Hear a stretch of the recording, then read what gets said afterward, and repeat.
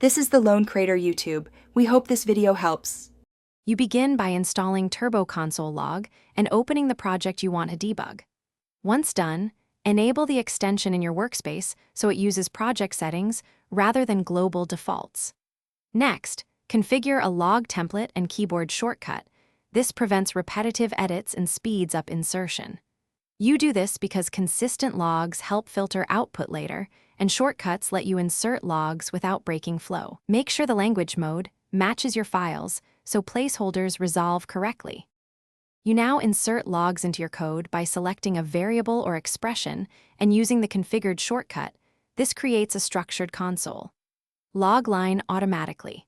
As you proceed, customize the template to include file name, line number, and contextual text so you can trace output quickly. Also adjust log level or method for the runtime and set whether logs replace or append when reusing the same identifier. These choices reduce noise and make debugging faster during iterative runs. To finish, remove or tidy logs before committing by using the extension's bulk remove or pattern-based clean feature. This prevents leftover debug output in production.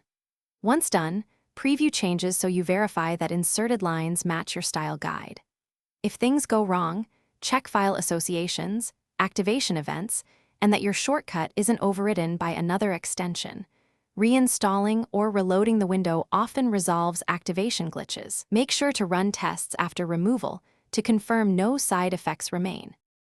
Thanks for watching. Consider subscribing if we helped you.